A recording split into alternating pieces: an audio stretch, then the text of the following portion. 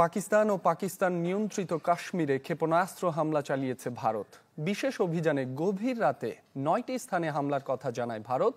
এতে পাকিস্তানের নারী ও শিশু সহ 8 জন নিহত হয়েছে, আহত হয়েছে অন্তত 35 জন।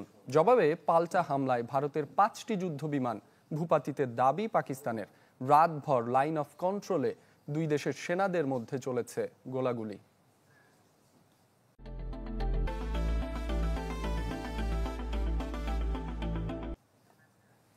পেহেলগামে 22 এপ্রিল সন্ত্রাসী হামলার পর থেকেই কথার ঝাঁজ, অভিযোগ, পাল্টা অভিযোগ আর পদক্ষেপ নিচ্ছিল ভারত পাকিস্তান। কাশ্মীর সীমান্তে নিয়ন্ত্রণ রেখা বরাবর বিচ্ছিন্নভাবে গোলাগুলিও চলছিল। কিন্তু বুধবার গভীর রাতে পাকিস্তান ও পাকিস্তান নিয়ন্ত্রিত কাশ্মীরে ক্ষেপণাস্ত্র হামলা চালায় ভারত। একটি দুটি নয়, 9টি আলাদা স্থানে চালানো হয়েছে হামলা। যদিও মোট কতটি জায়গায় হামলা চালানো হয়েছে সেই সংখ্যা নিয়ে দুদেশের তথ্যে তফাৎ থাকলেও মুজাফফরবাদ, কোটলি, ভাওয়ালপুর সহ কয়েক স্থানে হামলার খবর নিশ্চিত করেছে গণমাধ্যমগুলো।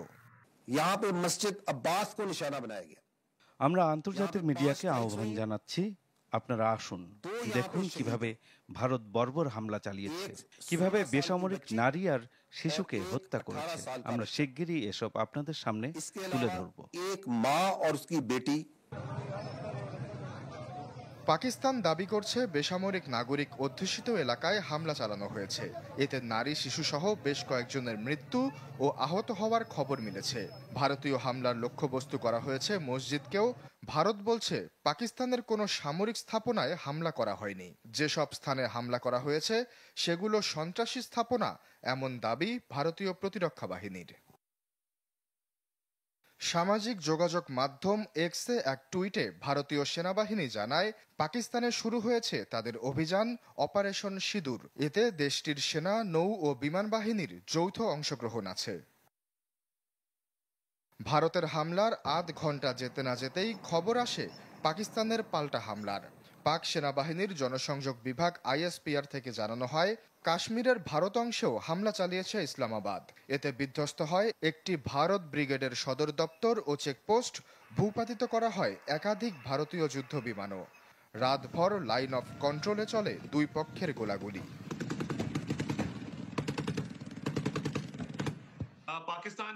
ইতিহাস সাক্ষী, পাকিস্তান কোনোদিনই হামলা শুরু করেনি। এবারে নিজেদের আত্মরক্ষার অধিকার আছে আমাদের, বিশেষ করে যখন ভারত নির্লজ্জ হামলা চালিয়ে বেসামরিক নারী শিশুদের হত্যা করল। পাকিস্তান ভারতীয় যুদ্ধবিমান ভূপাতিত করার দাবি করলেও এখন পর্যন্ত এ বিষয়ে বা পাল্টা হামলায় ক্ষয়ক্ষতির কোনো তথ্য দেয়নি মোদি সরকার।